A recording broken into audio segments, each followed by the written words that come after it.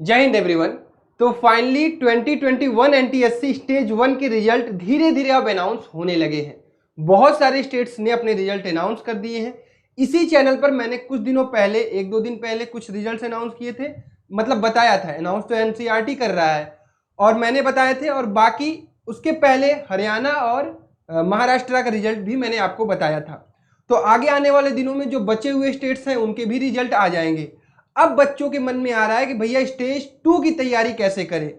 So hello everyone, welcome back to Rankers class 9th and 10th and NTSC channel. This is Kishan Jaiswal. तो अगर आप हमारे channel पर नए हैं, बिल्कुल नए हैं, पहली बार विजिट कर रहे हैं, तो मेक श्योर चैनल को सब्सक्राइब जरूर करिएगा। आप एक बार चैनल की जाके हिस्ट्री देखिए कि चैनल पर क्या होता है, तो आपको लगेगा कि सब्सक्राइब करना चाहिए या नहीं करना चाहिए। It's on you. और अगर आप स्टेज 1 क्वालिफाइड हैं और स्टेज 2 की तैयारी करना चाहते हैं तो एक बार इस वीडियो को पूरा देखिएगा और चीज़ों को समझने की कोशिश करिएगा, और अपने जूनियर को जरूर इस चैनल को रेफर करिएगा कि वो एनटीएससी की तैयारी यहाँ से करे, वो भी फ्री ऑफ कॉस्ट। तो जैसा कि आपको पता है कि धीरे धीरे स्टेज 1 के रिजल्ट आ रहे हैं। बहुत सारे बच्चे इस स्टेज 1 को क्वालिफाई किए हैं। आपको पता है भारत से लगभग 8,500 बच्चे स्टेज 1 क्वालिफाई करते हैं और स्टेज 2 का एग्जाम देते हैं। उनमें से लगभग 2,000 बच्चों को स्कॉलरशिप दी जाती है भारत सरकार की तरफ से आगे आने वाले समय में।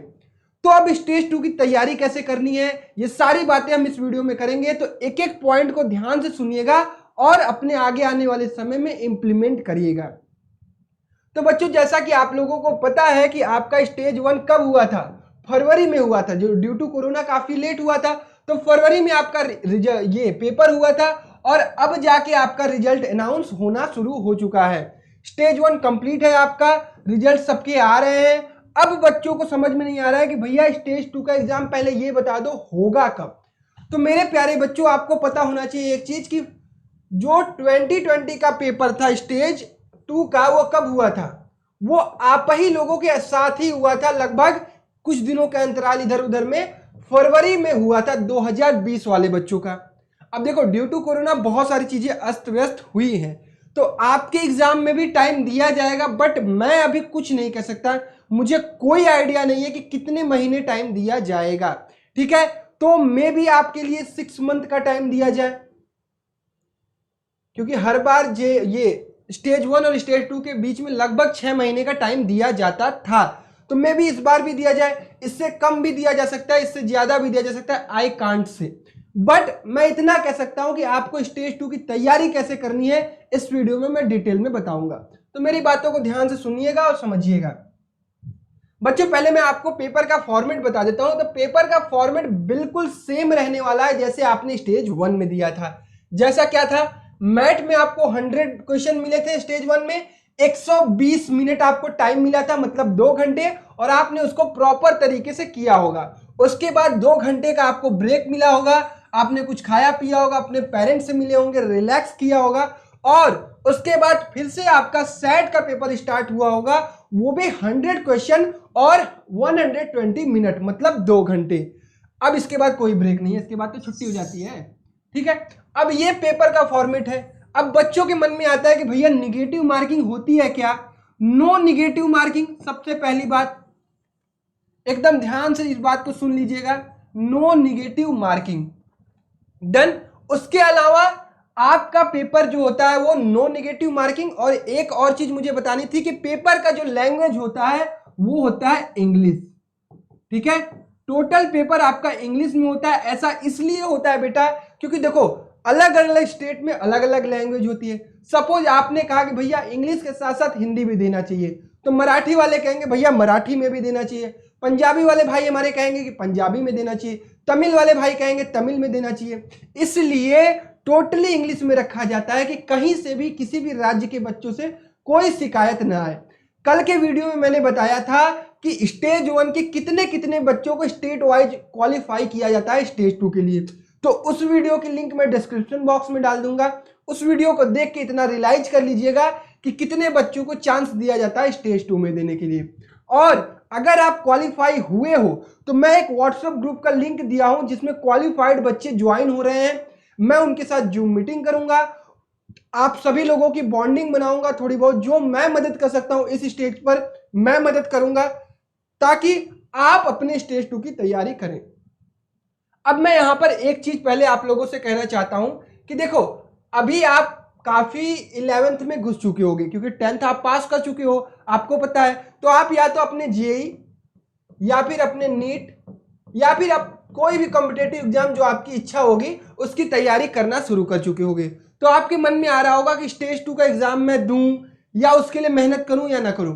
देखो बेटा, ये एक ऐसा एग्जाम है जो आपको लाइफ भर स्कॉलरशिप भी दे सकता है। अब आपको कंपटीशन थोड़ा कम है, 8000 बच्चों में अब आपको 2000 बच्चे सेलेक्ट किए जाएंगे।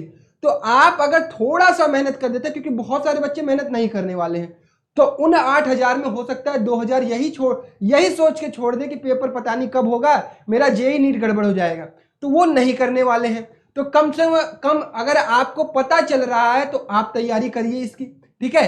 तो तैयारी जरूर करिए, इसको छोड़िए मत।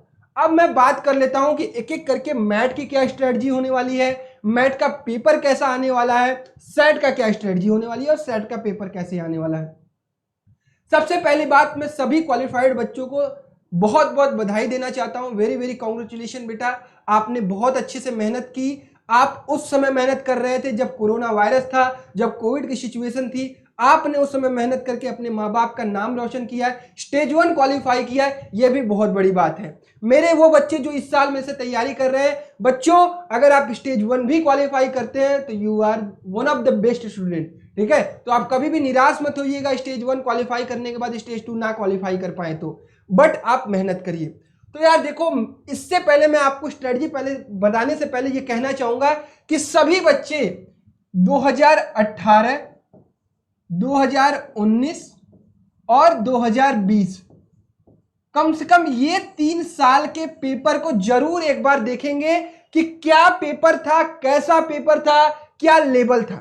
हालांकि मैं बता रहा हूं, लेकिन आपको एक बार जरूर इसको देखना है। अभी इसी वीडियो में मैं आपको कट ऑफ भी बताऊंगा कि कितना कट ऑफ जाता था, ताकि आप अपने माइंड से प्रिपेयर रहे कि कितना नंबर आपको टारगेट करना है।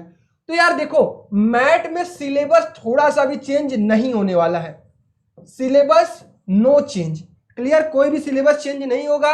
तो आपका क्या होगा चेंज बस होगा लेवल ऑफ द पेपर, ठीक है। लेवल की LEVEL होती है कि LEVEL होती है, कंफर्म कर लेना। लेवल जो उसका स्तर है वो बस बढ़ने वाला है। तो रीजनिंग आपका एकदम डिक्टो वही सिलेबस होने वाला है, आपने जो पढ़ा है वही होने वाला है। थोड़े हाई ऑर्डर थिंकिंग वाले क्वेश्चन आप जरूर करिएगा, जो थोड़ा एडवांस लेवल कॉन्सेप्ट का हो। प्रीवियस ईयर क्वेश्चन जरूर करिएगा, और प्रीवियस ईयर क्वेश्चन को टॉपिक वाइज मत करिएगा।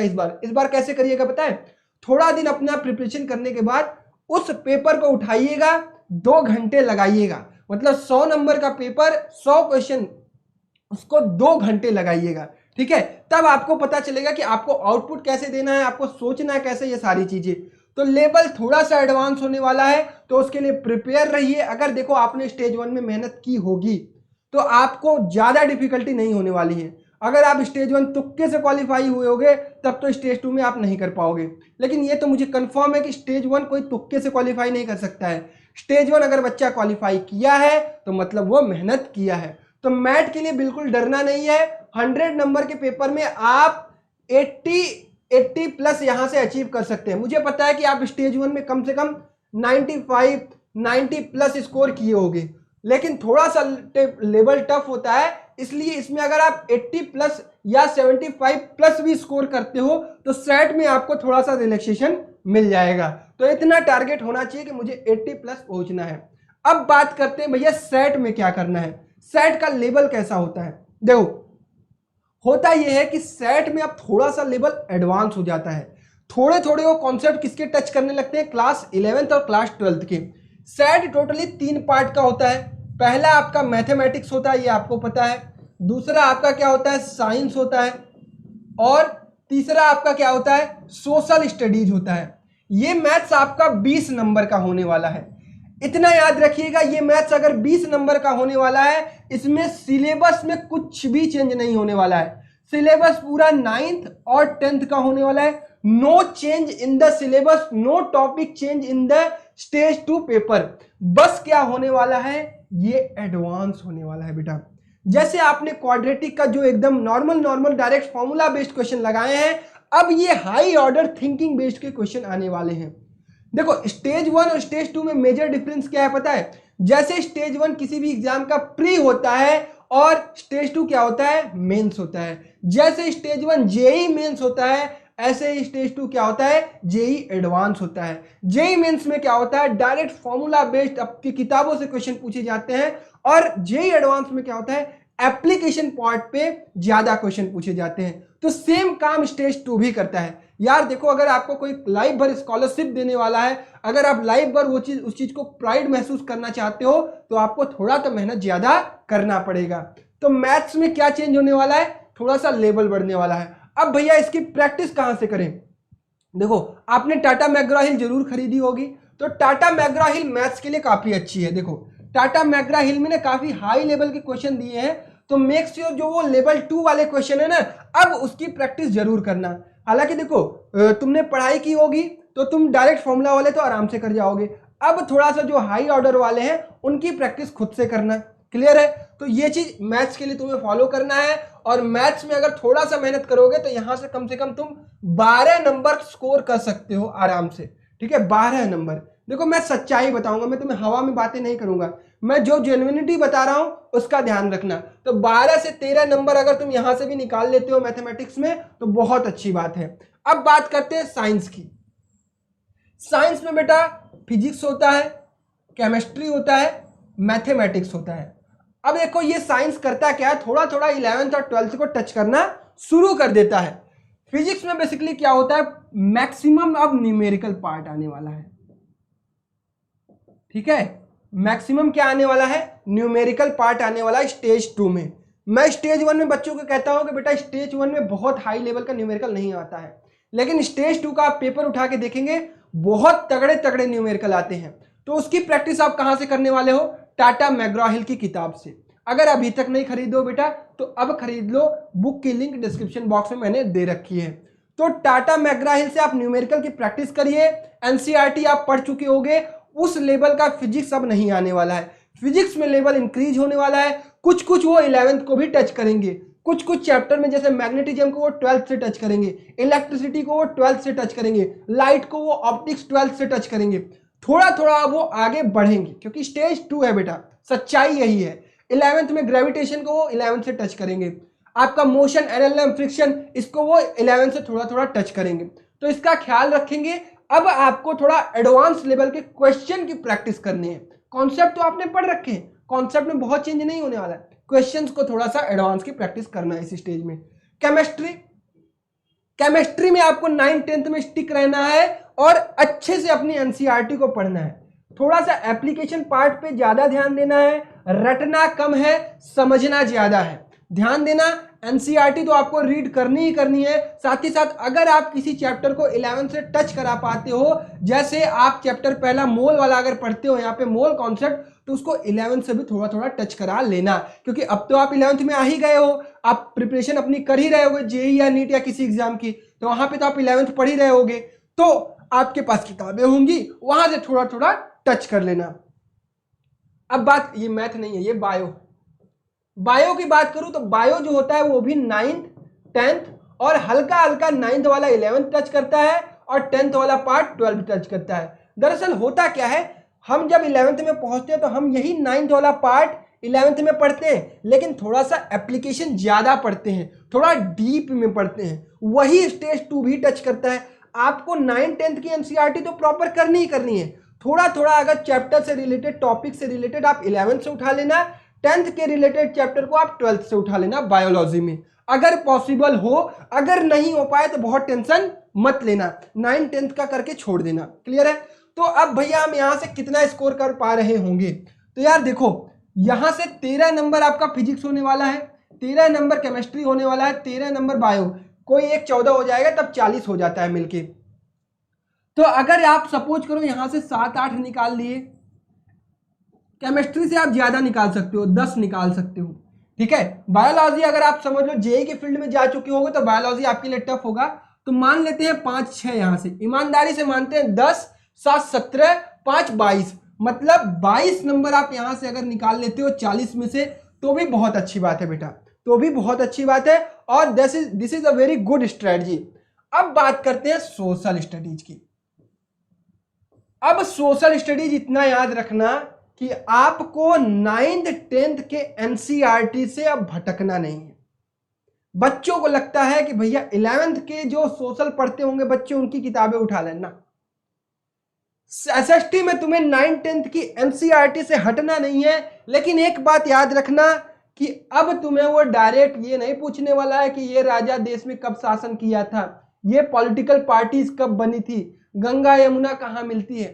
अब थोड़ा वो डीप जाने वाले हैं, अब थोड़ा वो चेक करने वाले हैं क्या तुमने एनसीईआरटी रीड की है, क्या इस कॉन्सेप्ट से तुम भारत की राजनीति को समझे हो, क्या इस कॉन्सेप्ट से तुमने हिस्ट्री को समझा है। अब वो तुम्हारे दिमाग को पकड़ने वाले हैं। तो स्टेज 2 बेसिकली पूरा का पूरा एनसीईआरटी बेस्ड होने वाला है। तो मतलब आपको एनसीईआरटी को कम से कम 2 से 3 बार पढ़ना है। देखो बेटा, सोशल स्टडीज एक ऐसा सब्जेक्ट है, अगर आपने स्टेज 1 में ईमानदारी से पढ़ाई की होगी तो आपको मजा आया होगा, आपको फील आया होगा कि social studies is the one of the best subject. बिल्कुल, जो बच्चा पढ़ चुका होगा सोशल को उसे पता होगा कि कितना अच्छा सब्जेक्ट है। तो एक चीज ख्याल रखिएगा कि आपको स्टेज 2 में थोड़ा थोड़ा सोशल पढ़ना होगा, ठीक है, क्योंकि आपने स्टेज 1 में मेहनत करके बेटा अचीव किया है, क्वालिफाई आपने मेहनत करके किया है, तो वो गलती आपको नहीं करनी है। तो आप 10-10 नंबर का सारा आने वाला हिस्ट्री, सिविक्स, इकोनॉमिक्स, जियोग्राफी, ठीक है। तो थोड़ा थोड़ा करके जितना टाइम मिले, अगर घंटे 1.5 घंटे भी जल्दी जल्दी, मान लीजिए 2 बार 3 बार रीडिंग करिए। आपने बुक मार्किंग पिछले साल पिछले स्टेज 1 में की ही होगी, बोर्ड्स के लिए पढ़ा होगा, 10th के बोर्ड्स के लिए पढ़ा होगा, हालांकि पेपर नहीं हुआ, फिर भी आपने अच्छे से पढ़ाई तो की होगी, मैं इतनी उम्मीद आपसे करता हूं। स्टेज 2 में आपको ख्याल क्या रखना है, अगर आप स्टेट बोर्ड से भी बिलोंग करते थे, अब आपको एनसीईआरटी पर स्टिक होना होगा, स्टिक होना होगा, ठीक है बेटा। तो आपको 10 नंबर यहां, 10 नंबर यहां, 10 नंबर यहां, 10 नंबर यहां जो पेपर होने वाला है उसमें से बेटा अगर 20 नंबर भी निकाल गए तो तुम्हारा काम हो जाएगा। 20 नंबर भी अगर निकाल गए तो तुम्हारा काम हो जाएगा। चलो जोड़ के मैं बता देता हूं कि कितना आप स्कोर कर पा रहे हो। 20, 20 40, 40 10 50 और 50 5 55 नंबर लगभग आप इसमें स्कोर कर पा रहे होगे, ठीक है। ये तो मैंने एकदम बिलो एवरेज आपको रखा है। अगर देखो, मैं ये नहीं कह रहा हूं कि आपको यहीं तक रहना है, अगर आप समझ लो पूरी तरह फोकस्ड हो गए एनटीएससी के लिए, मैं ये इसलिए टारगेट दे रहा हूं क्योंकि आप जो है वो अपने जेई की तैयारी शुरू कर चुके होगे। मैं ये नहीं चाहता हूं कि आप एनटीएससी के कारण अपना आने वाला भविष्य खराब करो, ठीक है। एनटीएससी एक अच्छी एग्जाम है, स्टेज 2 क्वालिफाई करोगे तो स्कॉलरशिप मिलेगी, बट मैं ये नहीं चाहता हूं कि इसके कारण आप कुछ और भी चीजें बिगाड़ो अपनी। तो आप अगर 55 नंबर यहां से और 85 नंबर आप वहां से मैथ से स्कोर करते हो तो 8 5 13 1 14 140 नंबर।